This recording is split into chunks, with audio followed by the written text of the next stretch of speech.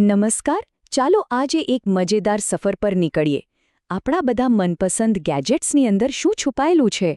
એ કયા મૂળભૂત ઘટકો છે જે એમને જીવંત બનાવે છે? આજે આપણે એ જ રહસ્ય ખોલવા જઈ રહ્યા છીએ. તો ચાલો શરૂ કરીએ. જુઓ, આજનો જમાનો જ ઇલેક્ટ્રોનિક્સનો છે, ખરું ને? આપણી ચારે બાજુ ઉપકરણો છે. પણ ચાલો એક એવી વસ્તુથી શરૂઆત કરીએ જે લગભગ દરેકની પાસે હોય છે. હા, બરાબર, એક સ્માર્ટફોન. પણ અહીં વાત ખાલી સ્માર્ટફોનની નથી હો. જરા વિચારો, આપણું લેપટોપ, ઘરનું ટીવી, અરે લગભગ દરેક ઇલેક્ટ્રોનિક વસ્તુ જેનો આપણે રોજિંદા જીવનમાં ઉપયોગ કરીએ છીએ, એ બધાની પાછળ એક જ મૂળભૂત સિદ્ધાંત કામ કરે છે. તો પછી મોટો સવાલ એ છે કે આ બધાની પાછળનું રહસ્ય શું છે? એવા કયા ગુપ્ત ઘટકો છે જે આ બધી ટેકનોલોજીને શક્ય બનાવે છે? ચાલો આજે આ જ રહસ્ય પરથી પડદો ઉઠાવીએ. તમને જાણીને નવાઈ લાગશે કે કોઈપણ ઇલેક્ટ્રોનિક સર્કિટના બધા જ પાર્ટ્સને ફક્ત બે મુખ્ય ગ્રુપમાં વહેંચી શકાય છે. બસ આ બે જ પરિવારો છે જે આખા ઇલેક્ટ્રોનિક્સનો પાયો છે. અને એ બે ગ્રુપ કયા છે? એક છે એક્ટિવ કમ્પોનન્ટ્સ અને બીજું છે પેસિવ કમ્પોનન્ટ્સ. હવે એમની વચ્ચેનો મુખ્ય તફાવત શું છે? બહુ સિમ્પલ છે. બધો ખેલ એનર્જીનો છે. એક્ટિવ ઘટકો સમજો કે સર્કિટમાં એનર્જી ઉમેરે છે, એને કંટ્રોલ કરે છે. જ્યારે પેસિવ ઘટકો એ જાતે એનર્જી નથી બનાવતા, બસ મળેલી એનર્જીને વાપરે છે, સ્ટોર કરે છે અથવા તો એને રોકે છે. ઓકે, તો ચાલો સૌથી પહેલા વાત કરીએ એક્ટિવ ઘટકોની. આ છે ને સર્કિટના એન્જિન જેવા છે.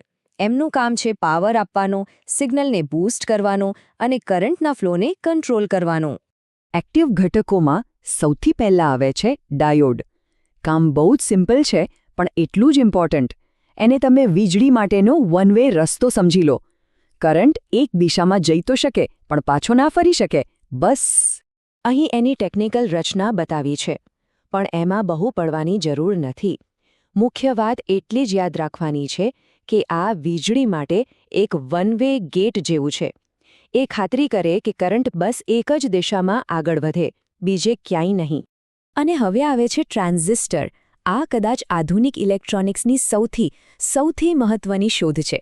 એના બે જબરજસ્ત કામ છે. એક તો એ સિગ્નલને મોટો કરી શકે છે, જેને આપણે એમ્પ્લિફાય કરવું કહીએ.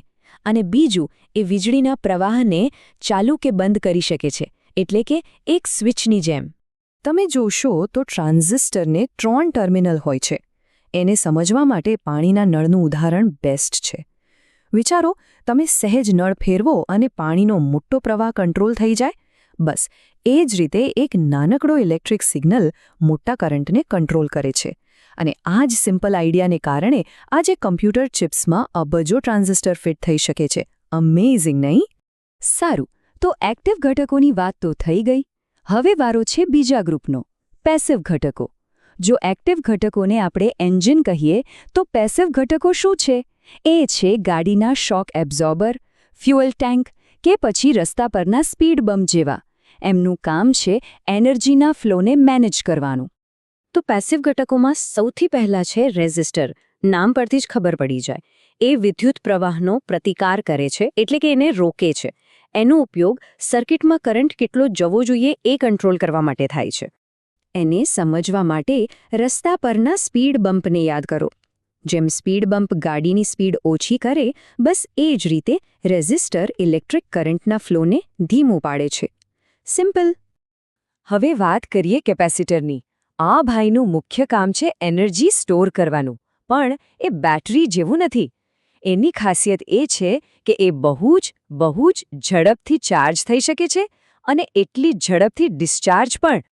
એને તમે એક નાની સુપરફાસ્ટ રિચાર્જેબલ બેટરી સમજી શકો છો, જે એક ઝાટકે બધી એનર્જી આપી દે.